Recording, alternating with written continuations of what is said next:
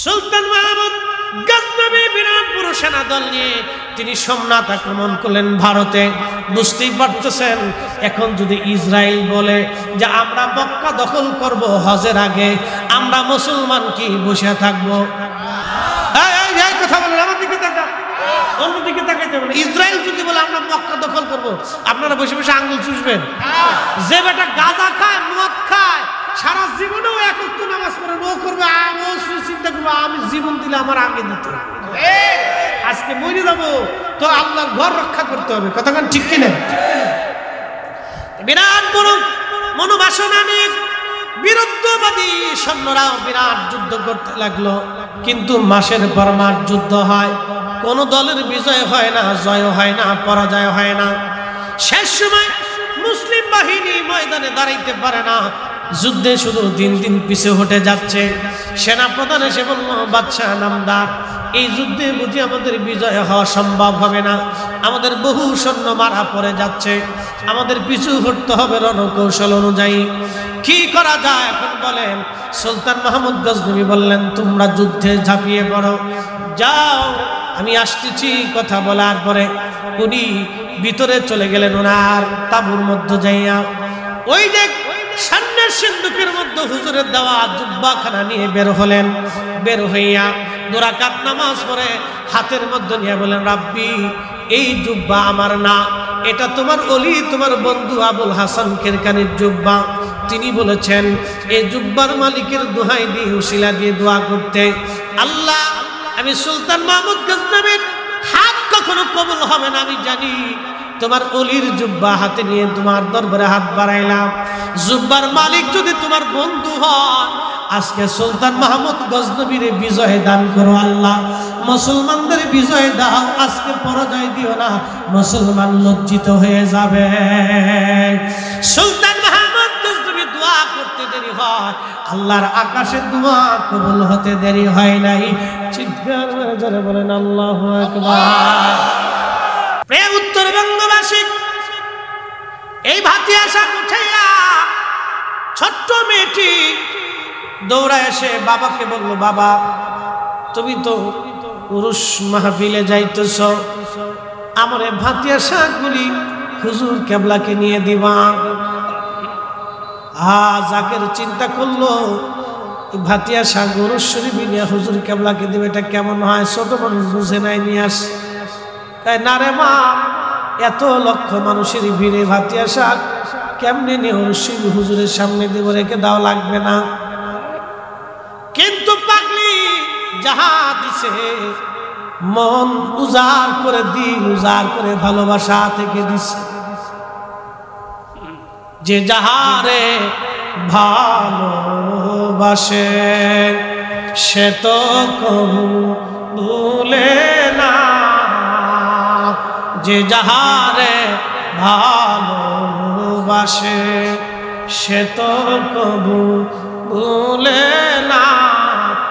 দয়াল তোমায় ভালোবাসে, দয়াল তোমায় ভালোবাসে, তুমি তারে ভুইল না।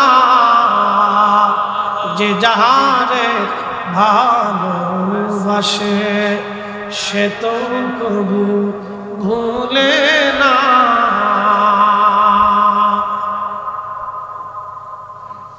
আল্লাহর ওলির বাড়ি চলে আসছে।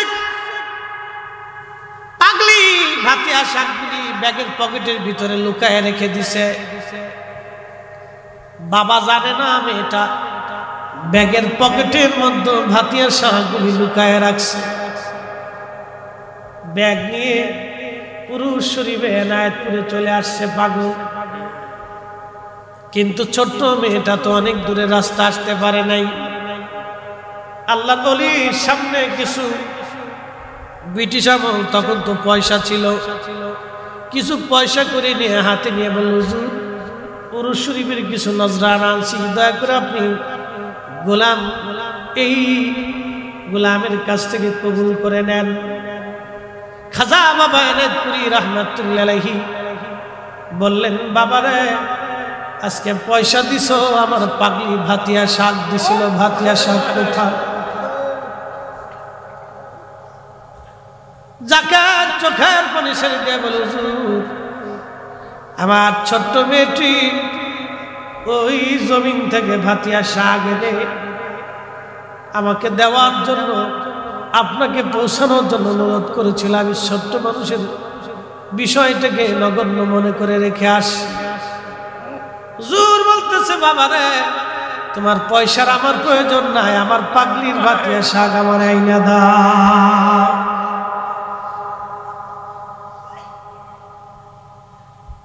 উনি কাঁদে আর বলে, হুজুর আমি তো রেখে আসছি, পাগল রে তারাইছিলাম, আল্লাহর ওলির রাডারে ধরা পড়ে গেছে। ডাক দিয়ে বললেন, বাবা রে, তোমার ব্যাগের পকেটের ভিতরে আমার পাগলিটা আমার জন্য ভাতিয়া শাক পাঠাইছে রে বাবা, ওই শাক আমারে আইনা দিয়ে দাও। চিৎকার মেরে ধরে বলেন আল্লাহু আকবার। বাইজিদ বুস্তামি রাহমাতুল্লাহ আলাইহি, ওনার বাড়ি বর্তমান ইরানের বোস্তাম থেকে খেরকানে বহু দূরে রাস্তা, 15 দিন 1 মাস লাগতো পায়ে হেঁটে। আল্লাহর ওলি বোস্তাম থেকে খেরকানে প্রত্যেক বছর আসতেন।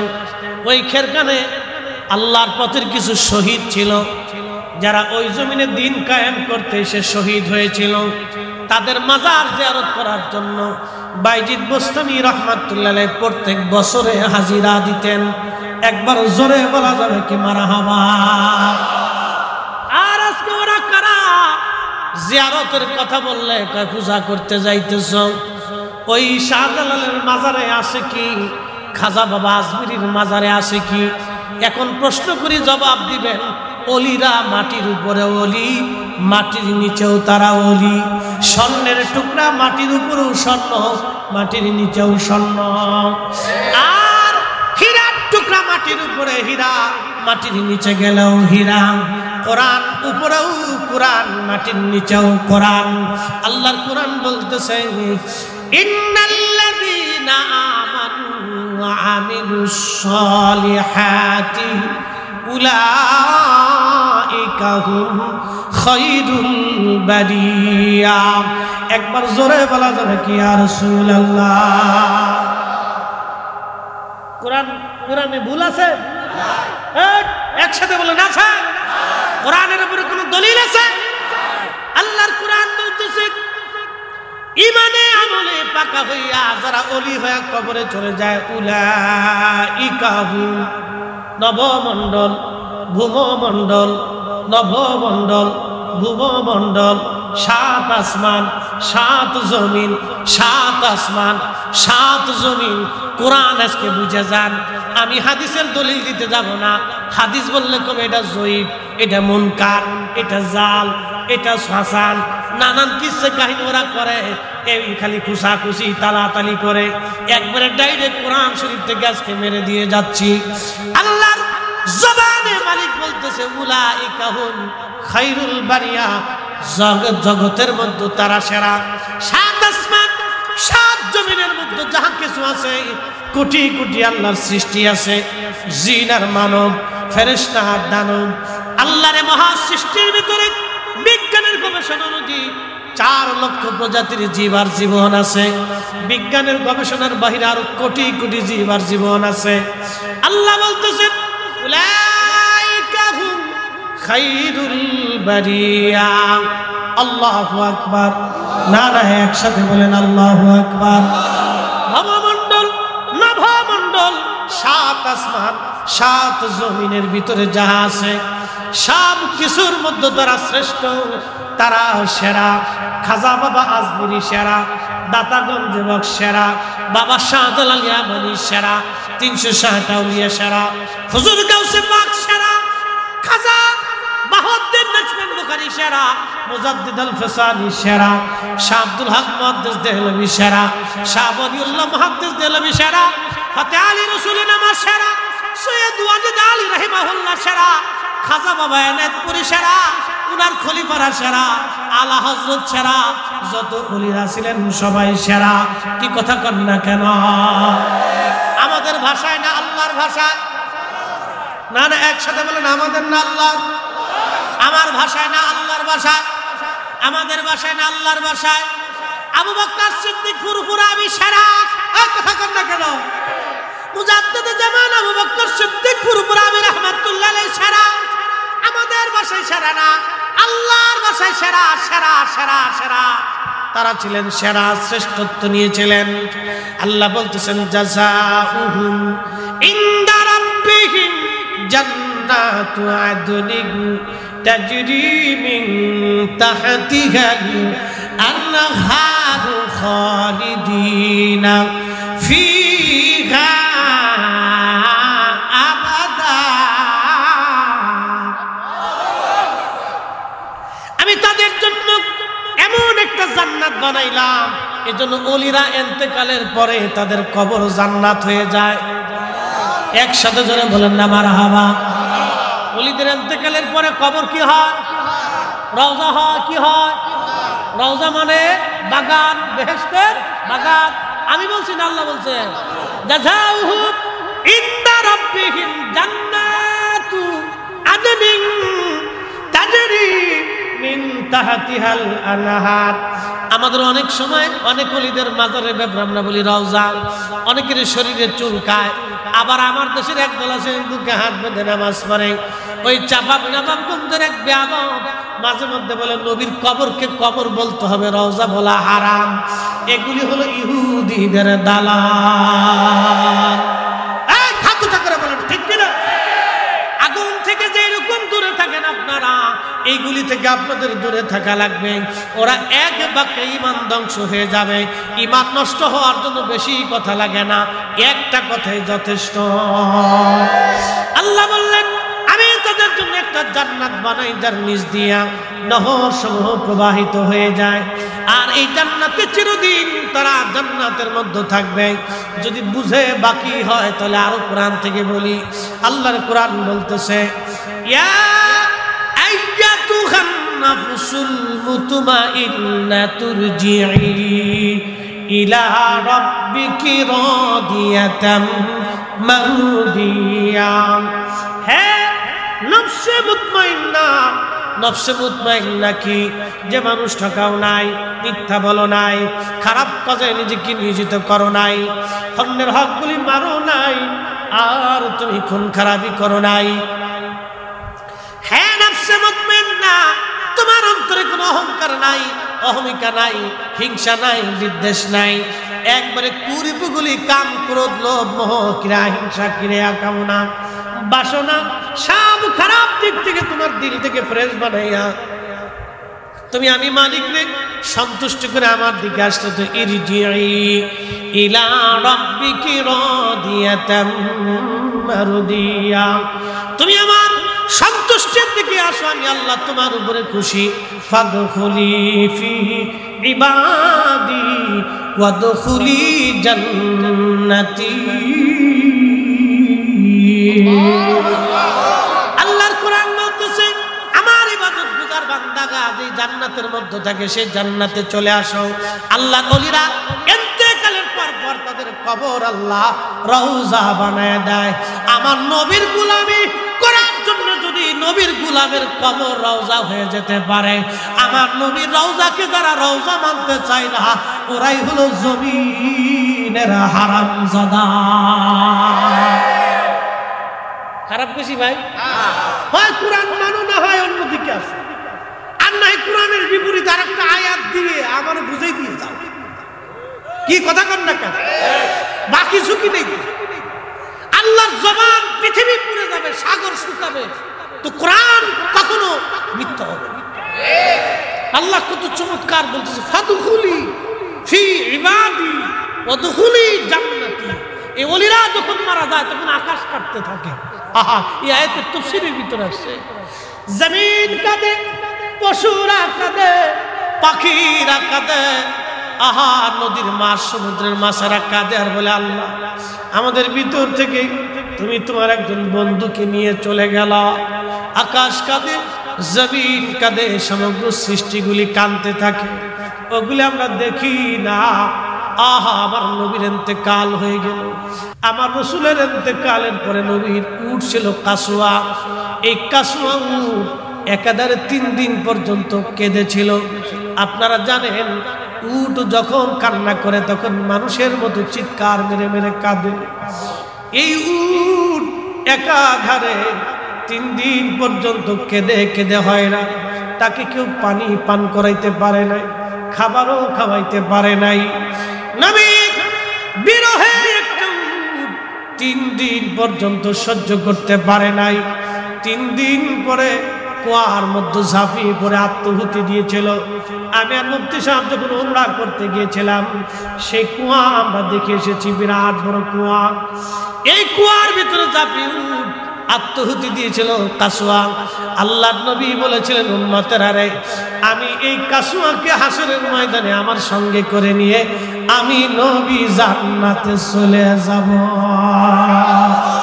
না চিৎকার করে বলেন না ইয়া রাসূলুল্লাহ। পাইলে নিরালাই গো নবী, পাইলে নিরালাই, বলেন পাইলে নিরালাই গো নবী, পাইলে নিরালাই।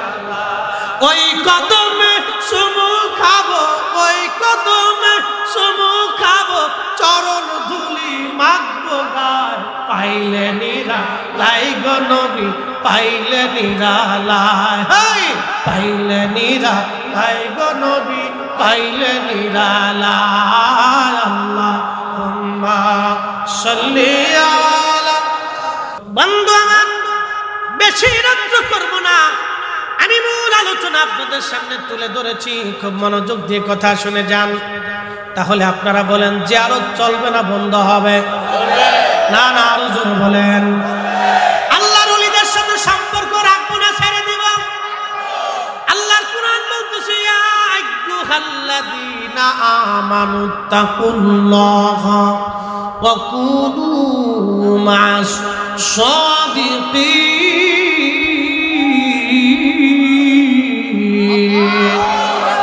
এই বান্দা, আমি আল্লাহকে ভয় করো।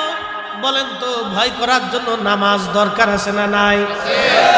ভয় করার প্রথম সবকের নাম হলো সালাত, নামাজ। নামাজ নামাজ তরিকতের প্রথম সবক কিন্তু নামাজ। নামাজ নামাজ নামাজ। আল্লাহকে সেজদা দিতে হবে, সেজদায় পড়ে আল্লাহর সাথে এই আশেকের বাক্য বিনিময় হবে।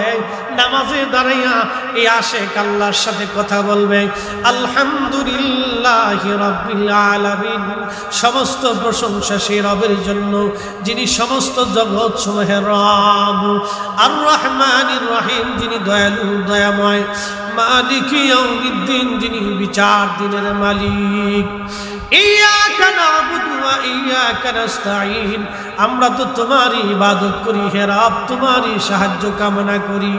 ইহদিনাস সিরাতাল মুস্তাকিম, সিরাতাল্লাযীনা আন'আমতা আলাইহিম, চালাও সে পথে যে পথে তোমার প্রিয়জন গেছেন চলি, যে পথে তোমার ওলিরা চলে গেছে, এই পথে ইহদিনাস সিরাতাল মুস্তাকিম। খাজা বাবা আজমিরির রাস্তা, হযরতে হুজুর গাউসে পাকের রাস্তা, হযরতে খাজা বাহাউদ্দিন নকশবন্দ বুখারীর রাস্তা, হযরতে মুজাদ্দিদ আল ফিসানির দেখানো পথ, শাহজালাল ইয়ামানি মুজাররিদি দেওয়ার রাস্তা, এটাই হলো ইহদিনাস সিরাতাল মুস্তাকিম। নতুন করে কেউ যদি আবার বানায় আনতে চাও, আমরা কখনোই মানব না, মানব না। কথা বলেন ঠিক কিনা? দাদা ঠিক আছে? দাদা বয়স কত? এই 85 বছর বয়স আপনি বাইসে দিচ্ছেন,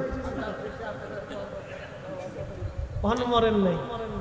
আল্লাহু আকবার। তো সামনের কাতারে বসে গেছে বুড়া আর গরের বুড়া, কি তেজা বুড়া, সুবহানাল্লাহ জোরে কর, আল্লাহু আকবার। এক লোক এই হজে যাবে, তা আমি 30 তারিখ বা 1 তারিখে ফ্লাইট, আমার হজের দোয়া করি।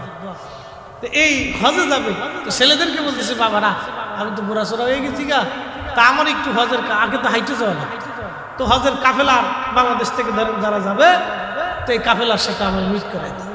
তো ছেলেরা আসলে দেখলো আব্বা এত বছর পরিশ্রম করছে, সংসারে এত ঝামেলা পয়সা, তো আব্বারে এই গাধা ঘোড়ার বিপরীত সরাইয়া মাল সামলা দিয়ে কাফেলার সাথে বেঁধেছেন, দিয়ে দিছে।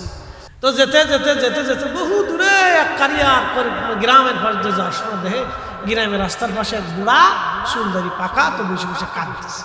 তো জিজ্ঞেস করলো বুড়া ভাই, বুড়া করলে তুমি কাঁদতেছো কারণটা কি? ছেলেগুলার কি খাবার টাবার দেয় নাই, মন খারাপ, কি হয়েছে?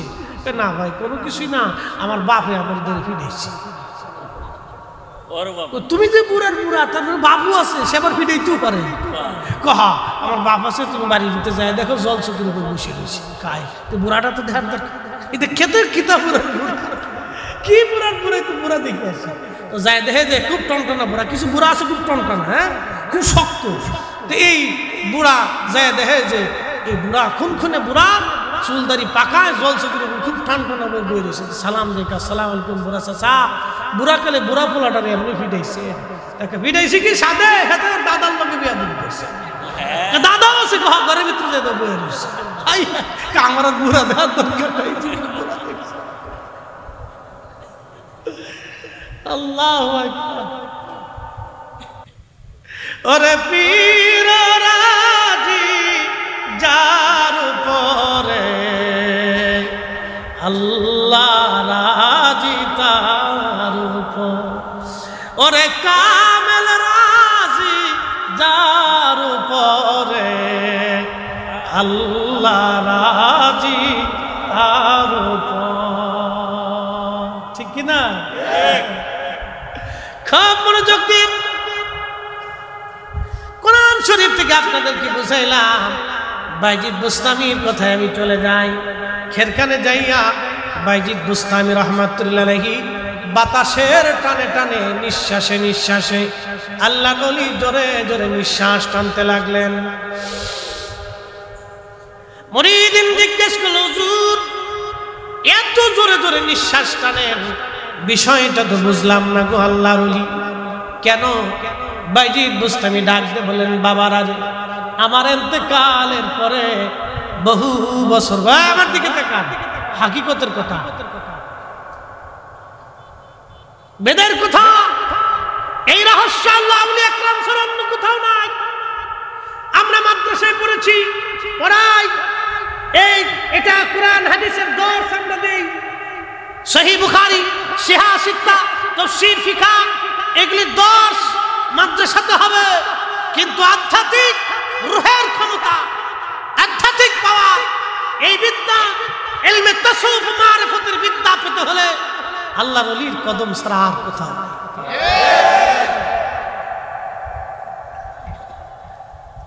হাজরাতে বাইজিদ বুস্তামি ডেকে বলে, রে বাবার, আমার ইন্তেকালের বহু বছর পর এই খেরখানে একজন আল্লাহর ওলির জন্ম হবে।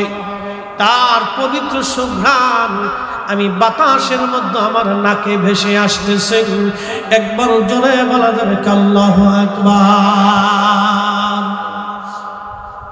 মুর্শিদের চরণ বিহনে এ জীবন মিশে। ওরে আল্লাহ নবীর গভীর তত্ত্ব, ওরে আল্লাহ নবীর গভীর তত্ত্ব কামেলের কাছে মুর্শিদের চরণ বিহনে এ জীবন মিশে। ঠিক কিনা? খুবই মনোযোগ। মুরিদের নবী হুজুর, আপনার ইন্তেকালের পরে ওলির জন্ম হবে বলে, হ্যাঁ। বাইজিদ বুস্তামি রহমাতুল্লাহ আমার দিকে তাকান, আজকে ইতিহাস শুনে যান। বাইজিদের ইন্তেকাল হয়ে গেল। ইন্তেকাল হয়ে যাওয়ার বহু বছর পরে আল্লাহর ওলি হযরত আবুল হাসান খেরকানি রহমাতুল্লাহ আলাইহির জন্ম হলো। সেই সিলসিলা আমাদের সিলসিলা, মারহাবা কর, আমাদের সিলসিলার ঊর্ধ্বতন পূর্বপুরুষ আমাদের আকাবির আবুল হাসান খেরকানির জন্ম হলো। জন্ম হওয়ার পরে উনি পরিণত বয়সে উপনীত হলেন, যৌবনে। তখন থেকে একাধারে 22 বছর খেরকান থেকে বোস্তামে বাইজিদ বুস্তামি রহমাতুল্লাহ আলাইহির মাজার শরীফ জিয়ারতে যাইতেন। ওইখানে বসতেন, মোরাকাবা করতেন, জিকিরে ফিকিরে মুহাসাদা মুশাহাদায় মুহাসাবায় সারা রাত্র আল্লাহর ওলির মাজারে কাটাইতেন। এইভাবে বাইজিদ বুস্তামি রহমাতুল্লাহ আলাইহির মাজারে 22 বছর পরে হযরতে বাইজিদ বুস্তামি রাহমাতুল্লাহ আলাইহি ইজাজত দিয়ে বলেন, যাও তুমি হেদায়েতের বাণীগুলি মানুষের মধ্যে প্রচার করো। এই আবুল হাসান খেরকানি রাহমাতুল্লাহ আলাইহির মুরিদ ছিলেন বিশ্ববিখ্যাত বাদশা সুলতান মাহমুদ গজনবী রাহমাতুল্লাহ আলাইহি।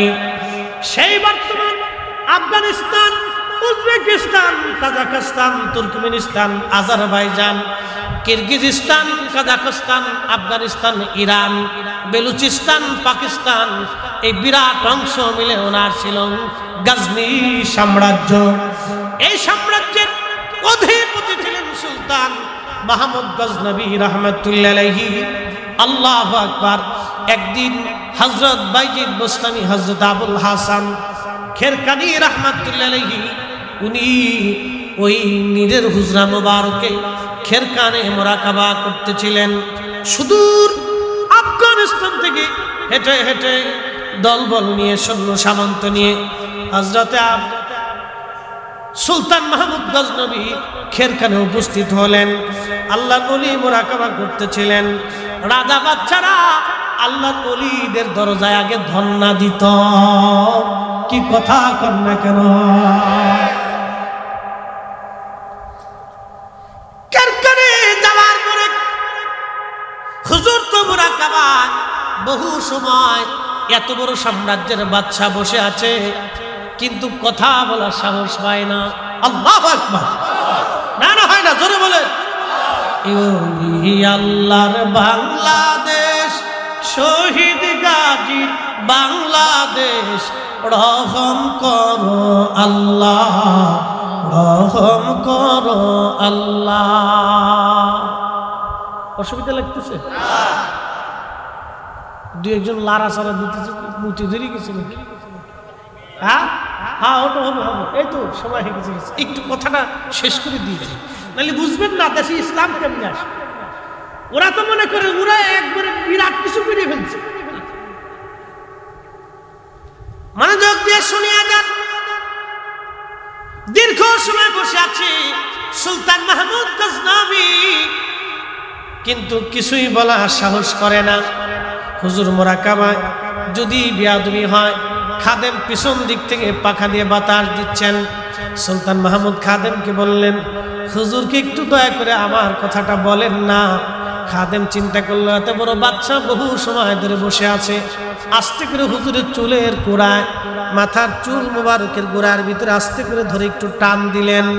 টান দেওয়ার পরে ওনার মুরাকাবা ভেঙে যায়। বললেন, বেটা কি জন্য আমার মুরাকাবা ভাঙলা? বলে, হুজুর গজনি সাম্রাজ্যের সুলতান মাহমুদ গজনবী আপনার কদমে আসছে দুয়ার ভিখারি হয়ে। আল্লাহর ওলি ধমক দিয়ে বলেন, বের হয়ে চলে যেতে পা। বাদশা আমার কাছে আসছে কি জন্য? চলে যেতে পা। ওর কাছে আমার কিচ্ছু দরকার নেই, যেতে কা, যা চলে যা। আসছিস কেন? হ্যাঁ চলে যা, চলে যা। বাদশা আমার কাছে কি জন্য? যা, তোর কাছে আমার কোনো প্রয়োজন। একসাথে বলবেন আল্লাহু আকবার। ওলিরা কার মুখে বলছে? না না, আরে জোরে বলেন, জোরে বলেন। চেয়ারম্যান সাহেব বসা, ওটা চেয়ারম্যানের ভিতরে পাবলিকের সিল লাগছে। আর ওলিরা ওলি হওয়ার জন্য আল্লাহর সিল লাগছে, রাসূল কারীমের সিল লাগছে। কথা কন না, ঠিক কিনা? আল্লাহর নবী যারা সিল দিছে ওলি হয়ে গেছে। কথা কন, ঠিক কিনা? হ্যাঁ, বুঝে যাবে। ও রাসূলের ইজ্জতে সাদুদ্দিনে চাই না। বিশ্ববিখ্যাত মৌলবী শাইখে মাদানী।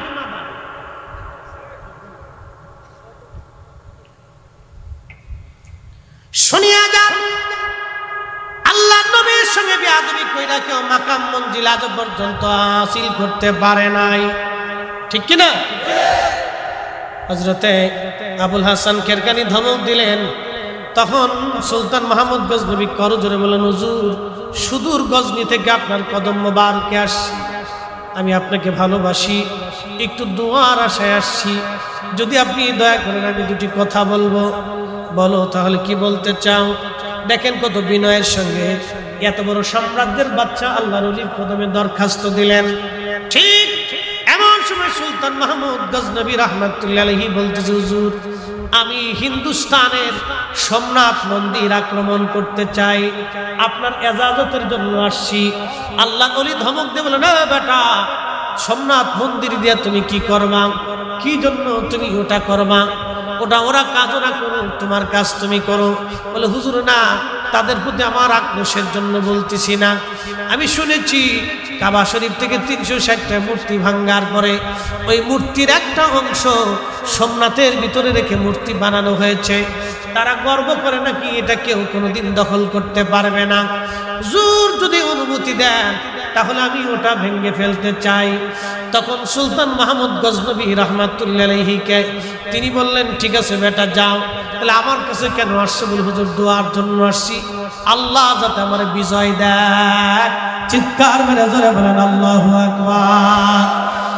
আল্লাহর ওলি বলতেছে, যান বাবা দোয়া করে দিলাম, তবে শুনে যান আমার এই জুব্বা ওই তখন মোটা পশম দিয়ে বানানো জুব্বা, মোটা জুব্বা, জায়গায় জায়গায় সেরা তালি দেওয়া জুব্বাখানা খুলে দিয়ে বললেন, বেটারে এই জুব্বাখানা দিলাম, যদি কখনো বিপদের মধ্যে পড়ে যাও তাহলে এই জুব্বাখানা হাতে নিয়ে বলবা, আল্লাহ এই জুব্বার মালিককে যদি তোমার পছন্দ হয় তাহলে ওই মালিকের জুব্বার মালিকের উসিলায় আজকে আমার এটা দাও সেটা দাও।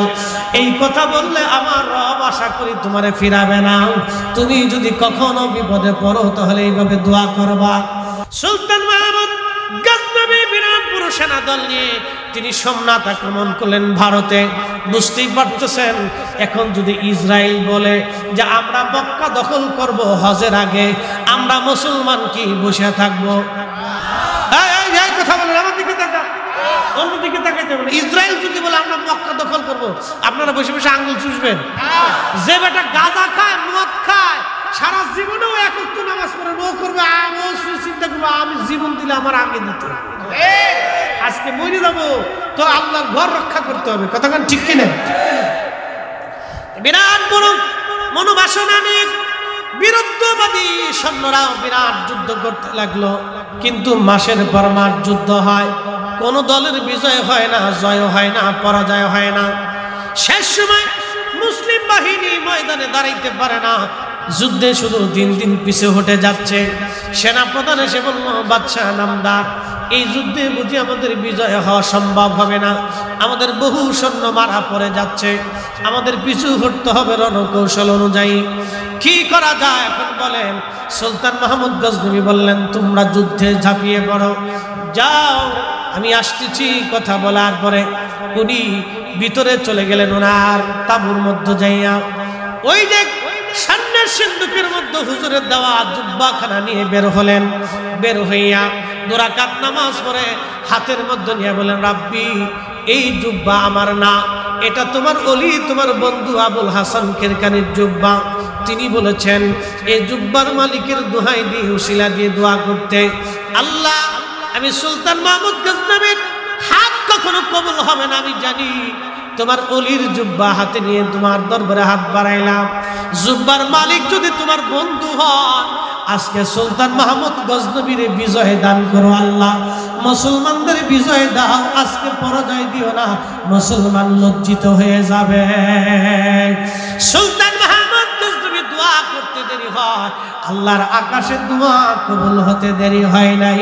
চিৎকার করে জোরে বলেন আল্লাহু আকবার। উসিলা আসে না নাই? যারা উসিলা মানে না, এটা আর এক প্রকারের দুশ্মন।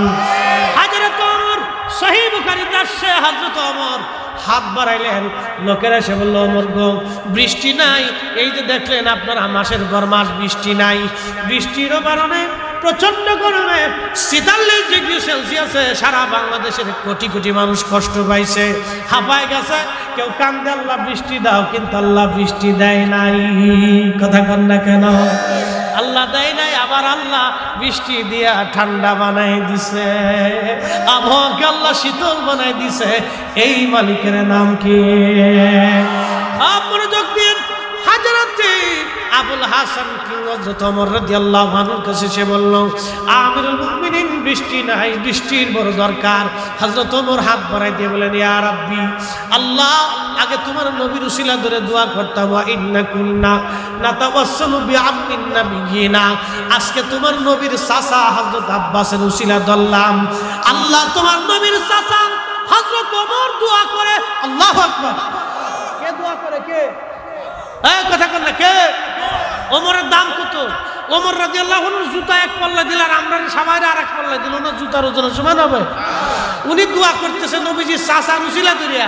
আর আজকে আমার দেশের কত বড় শেখ সাহেব, নায়ক সাহেব উসিলা মানতেছে না, সাইকেল না দানি। ওরে বাপ রে বাপ, বুজুর্গানে আলাইহিস সালাম শয়তানের খালাতো ভাই। হাজরাতে আমার রাদিয়াল্লাহু আনহু উসিলা ওয়া ইন্না নাতাওয়াসসালু ওয়া ইন্না কুননা নাতাওয়াসসালু বিআমিন নাবিয়িনা। আল্লাহ তোমার নবীর চাচার উসিলা ধরলাম, আজকে বৃষ্টি দাও। রাবি হযরত আনাস খাদিম রাসূল বলতেছেন ক্বালা ফায়াসকুন, আমি দেখলাম আল্লাহর আকাশ থেকে মেঘ জমিয়া অজর দ্বারা বৃষ্টি নামা শুরু হয়ে গেল। উসিলা আসে না নাই? যারা উসিলাকে শিরিক মনে করে শুনে যান, তাহলে হযরত ওমর বুঝি আগে শিরিক করছিল। আর আজকে যদি ওমর জিন্দা থাকতে গেলে জুতা দিয়ে বাইরে গিয়া ব্যাগ দিয়ে ফিটাইয়া এই শয়তানগুলিকে মুসলিম খেলাফত থেকে তাড়াই দিত। ওমর কত বেটা চোর, আমি নিজে উসিলা ধরছি আর তোরা আমার বিরুদ্ধে এসে ফতোয়া দিতেছিস। দাঁড়া, বাটান চালান দিন। যারা দেখলে 40 দিন পর্যন্ত ওই রাস্তা দিয়ে শয়তান হাঁটতে পারে। কষ্ট হইতেছে আপনাদের? ওয়াজ করলে কি লাভ, শুনলে কি লাভ? লাভ হবে তার আমলে, আমলেও লাভ হবে না নবী প্রেম না থাকলে দিলে। নবী প্রেম থাকলে দিলে লাভ হবে কম আমলে, সুপারিশ করবেন নবী রোজ হাসরের ময়দানে। জ্ঞানী যারা বুঝে তারা শুধু ইশারায়, নাদানের বুঝাইতে পারে আছে কে কোথায়। জ্ঞানীর মতো জ্ঞানী হলে অল্প কথায় বুঝে, কচুর মতো কচু হলে অল্প জালে সিজে। সোমনাথ হযরতে সুলতান মাহমুদ গজনবী রাহিমাহুল্লাহর বিজয় হয়ে গেল। বিজয় হওয়ার পরে রাত্রিবেলা ঘুমাই রয়েছেন। আবুল হাসান খেরকানি রহমতুল্লাহ আলাইহি স্বপ্নে আইছে। না না, আপনাদের কি ক্ষুধা লেগে গেছে গা? সন্ধ্যায় খান নাই? হ্যাঁ, খাওয়া লাগবে কে? 3 দিন না খেয়ে সাহাবীরা যুদ্ধ করছে। আমরা এক বেলা না খেয়ে স্লোগান দিতে পারবো না? একসাথে বলেন আল্লাহু আকবার। না না, আরো আরো আরো আরো আরো হাত উঁচা করে, হাত উঁচা করে। রাজ্যে 1:30 বাজে, এটা কোনো বুঝার খেতে নেই, মনে করিস মাগরিবের রক্ত। আরো জোরে, আরো জোরে। হ্যাঁ ঠিক আছে, ঠিক আছে, ঠিক আছে। আবুল হাসান খেরকানি সামনে এসে বলতেছে, আরে সুলতান মাহমুদ গজনবী, আমার জুব্বা তুমি কোন দরে বিক্রি করে দিয়েছ বলো, কি দাম নিলা তুমি? বলে হুজুর, জুব্বার উসিলা ধরে দোয়া করছি যাতে মুসলমানদের বিজয় হয়। বলে বেটা, আমার জুব্বা এত কম দামে কেন বিক্রি করছো? ওরে প্রেমের খেলা এশিকের গুমেলা, প্রেমের খেলা এশিকের গুমেলা, সবাই বুঝে না আশিকার মাশূকের প্রেমের এই তো নিশানা। আল্লাহর ওলি বললেন, আমার জুব্বাখানা এত কম দামে বিক্রি করলে কেন? তুমি যদি বিজয় না চায় বলতে আল্লাহ সোমনাথের সব বিধর্মীদেরকে তুমি মুসলমান বানায় দাও, তাহলে এই এলাকার সব বিধর্মীরা কালেমা পড়ে মুসলমান হয়ে যাইত। চিৎকার মেরে বলেন আল্লাহু আকবার। এসেছেন যত নবী সকলের ইমাম, সালাম নবী তোমায় হাজার সালাম।